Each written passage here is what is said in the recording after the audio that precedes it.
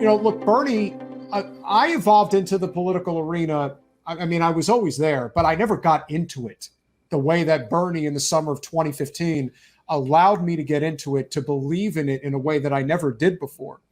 And I will forever be grateful for everything that he did to help facilitate this labor movement that is happening right now. And he's still with that labor movement. Give him a lot of credit for that. But apparently, the Bernie Sanders that has always been adamant against these endless wars and that they should not exist and this is just a waste of time. Well, apparently his good friend Joe has gotten his mind right and has made sure that Bernie walks the line when it comes to foreign policy, especially the war in Ukraine. Medea Benjamin of CodePink is a friend. Credit to her and her group. We're going to show the video clip now. Have you met Medea, Keaton? I have not met Medea Benjamin. No, I have not. She's totally cool. You should, if you ever want to have somebody talk about like she's great to have on. This is an unfortunate set of circumstances, but unfortunately there was a protest against the war in Ukraine at Bernie Sanders' office yesterday, and it didn't go well. So we want to hear from 322.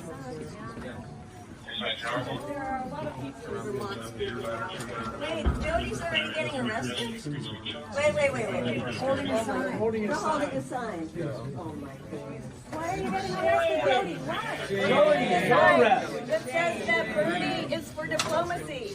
I'm here to remind him the senator's quote that he knows diplomacy is the right thing. He knows peace is the right thing.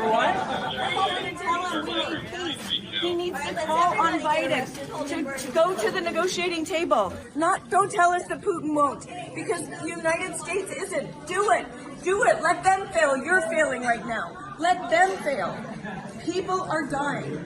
This happened. I was here 21 years ago, and they didn't listen. And 6 million people are dead because of the war in Iraq. We have to listen. War kills. Weapons kill. We have to stop this war. So I didn't know that they necessarily called to have them arrested, and I'm not understanding why just her. There were more arrests. But there were so many people there. Was Ty? We saw Medea's. And Ty were there. There were more arrests. They arrested 11 in total. But it didn't even seem like a protest. What were they? It was like barely even a sit-in. What was the grounds for? I'm just curious. Other than we live in a fascist police state, were there specific grounds for that? Do you know, Keaton? They didn't look like a particularly threatening bunch to me. They're wearing pink, for God's sake. Definitely not threatening. That's for sure. No, I don't get it. But you had said something before that I wanted to come back to about like this whole sort of authoritarian kind of government controlling situation we're in right now, and like for me, that's what I feel is represented by this Cop City thing that's going on that I find incredibly scary. And so I just, like we cannot allow those things to keep happening. And I know that there's action being called for November 10th to the 13th in Atlanta. I will be there at Cop City. And anybody else who is out there will be an action that weekend. And I think it's really important. This is the whole thing having to do with their entire city council basically ignoring 110,000 petitions against this thing. And just basically, we're talking like fascist overload. I just want to say to Nebraska, with all due respect, there is nothing endearing at all, even a smidgen, of Marjorie Taylor Greene. Nothing.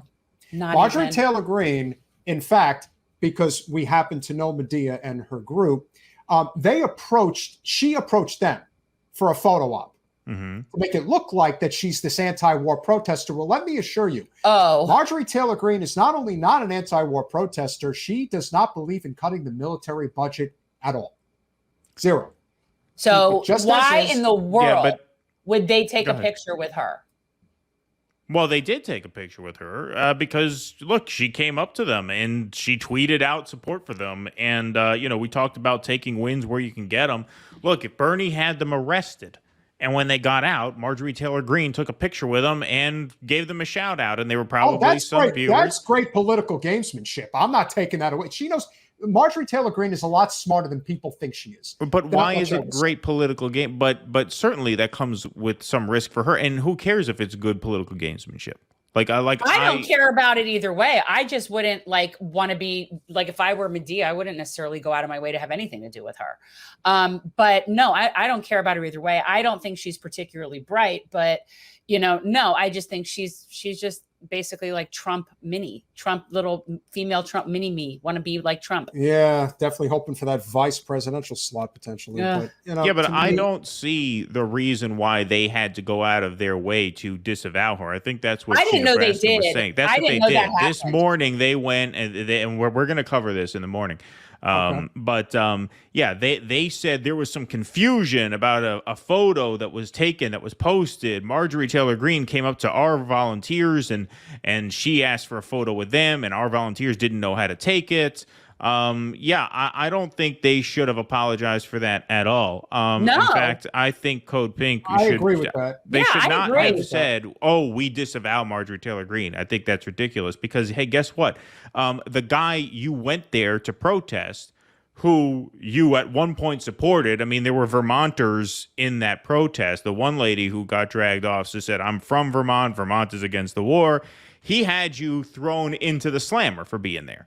And then she comes out and she gives you a nice quote. And what are you going to do? You're going to say, well, what? She is not someone we want to associate with. But what about the guy who just had you dragged out of the fucking office in handcuffs? Is he someone you want to associate with? What if he came out and said, "Hey, I'm very sorry this happened to you. Can I take your picture?" Would you have disavowed him? Right. No. Oh, I agree. I thought that you were just saying they didn't want to take a picture with her. I didn't realize that there was a thing. So I thought. No. So what happened? Okay, so if you guys didn't know about this, and they said no, and then I'm like, all right, well, why would they want to? No, you're saying they were, and then they disavowed it. No, the problem I have is that I different. don't trust Marjorie Taylor Greene. But the statement that should have been made is, listen, we disagree with Marjorie Taylor Greene on almost everything politically, but if she's willing to put herself out there to say, "End the war in Ukraine, we'll take what we can get," because everybody on the Hill seems to be a total coward about this. But ultimately, this really just goes to show you how when the military-industrial complex flexes its muscles and tells everyone on the Hill to get their ass in line, boy, do they get in line fast, very fast. Okay, so let me clarify. I did not know that there was a picture. I thought she was... So what happened was they got booked, right? They got out. Apparently when they got out, Marjorie Taylor Greene found them and asked if she could take a picture with them. They posed for a picture with her. Marjorie Taylor Greene tweeted out a picture with them and said something to the effect of, and I covered this on the show yesterday and we'll cover it again tomorrow, but she says, met with these brave CodePink protesters. She said, peace and free speech should not be partisan issues. I don't agree with these people on most things, but we have common ground here, and I applaud what they did. I'm sort of loosely paraphrasing. Right. So the picture came out, and we covered that on the show yesterday, or what was it? Yesterday night. Wow, days are blurring into each other now.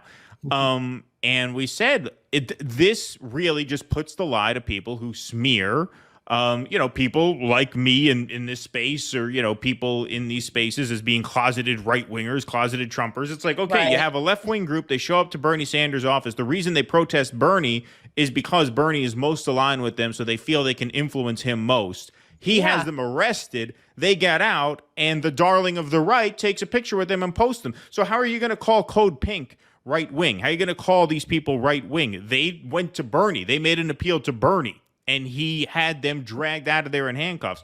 Marjorie Taylor Greene takes a picture with them. They do it. She gives them a nice quote, is what it is, whatever.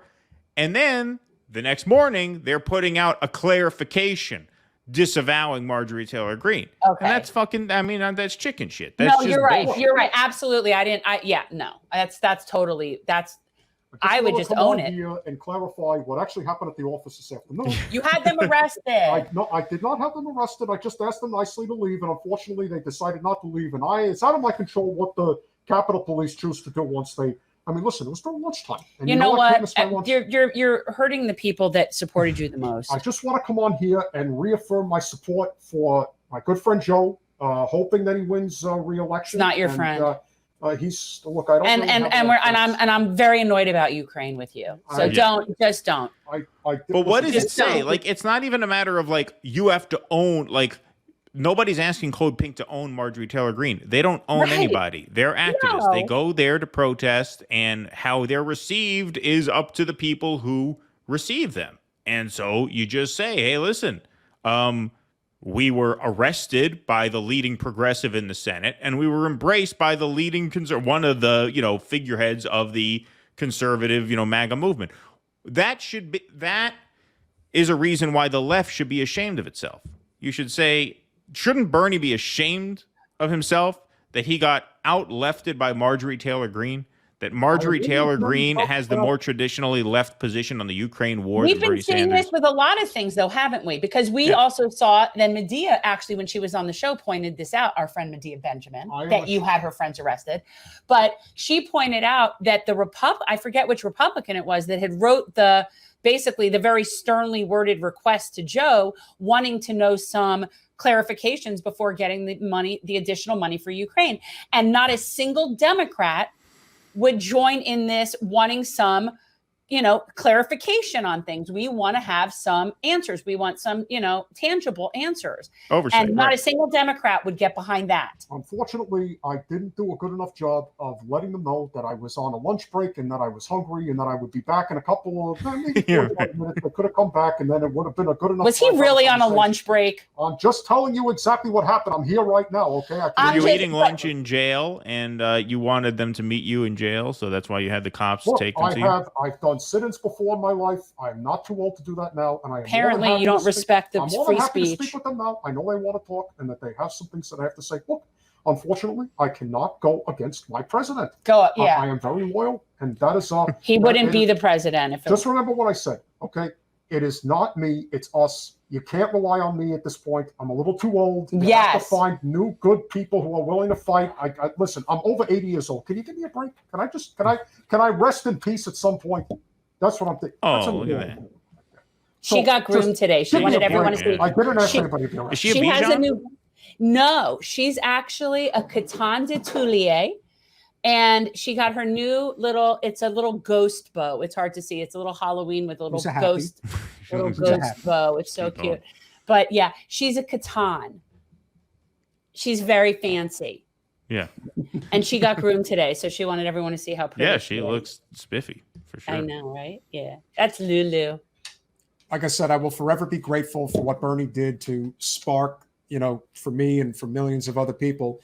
But at some point, you just have to say, thank you. And it is time to move on. And almost like we're going to. But who else would they go to?